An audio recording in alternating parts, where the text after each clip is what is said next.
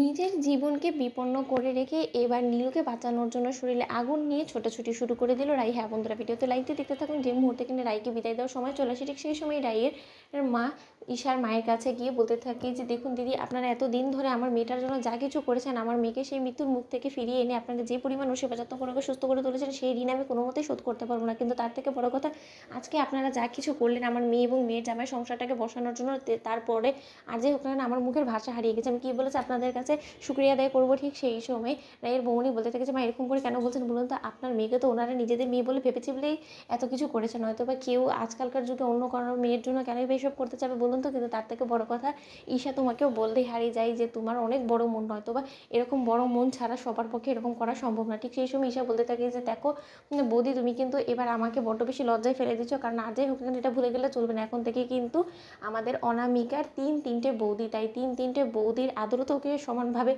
ভাগ করে দিতে হবে, তাই না। ঠিক সেই সময় অনির্বাণ বিক্রমের কাছে গিয়ে বলতে থাকে যে দেখো বিক্রম, আমি এতদিন ধরে তোমার বোনের সাথে যা কিছু অন্যায় অবিচার করেছি তার জন্য যথেষ্ট পরিমাণে আমি লজ্জিত এবং আমি তোমার কাছে ক্ষমা প্রার্থী। ঠিক সেই সময় বিক্রম বলতে থাকে যে এই মা, তুমি আমার কাছে ক্ষমা চেয়ে আর যাই হোক না কেন আমাকে অনির্বাণ লজ্জায় ফেলে দিও না, কারণ আর যাই হোক না কেন তুমি আমার পরিবারের জন্য যথেষ্ট করেছো। আর তুমি যদি ঠিক সময় মতন ঈশাদের বাড়িতে এসে রাইয়ের সম্পর্কে খোঁজখবর না করতে, তাহলে বা ঈশার কান অবধি রাই যে মিসিং সেই খবরটাই বা কী করে পৌঁছতো বলো তো। তাহলে তো রাইকে খুঁজতে খুঁজতে আমাদের অনেকটা বছর কেটে যেত, তা সত্ত্বেও তো আমরা কোনো মতে রাইয়ের খোঁজ করতে পারতাম না, তাই না।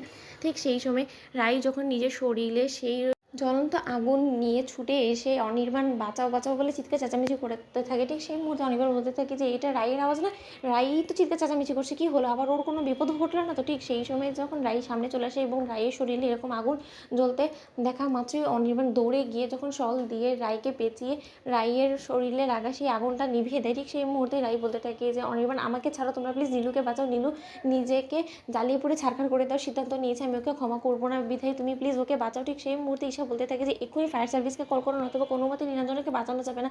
ঠিক সেই সময় রাইয়ের মা দরজার বাইরে থেকে ছোটাছুটি শুরু করে দেয়, সকলের হাতে পায়ে ধরতে থাকে এবং বলতে থাকে যে তোমরা কিছু একটা করে এরকম করে দাঁড়িয়ে থাকলে তো আমার মেয়েটা জ্বলে পড়ে ছারখার হয়ে যাবে, আমার মেয়েটা কেন এরকম সিদ্ধান্ত নিল রাই।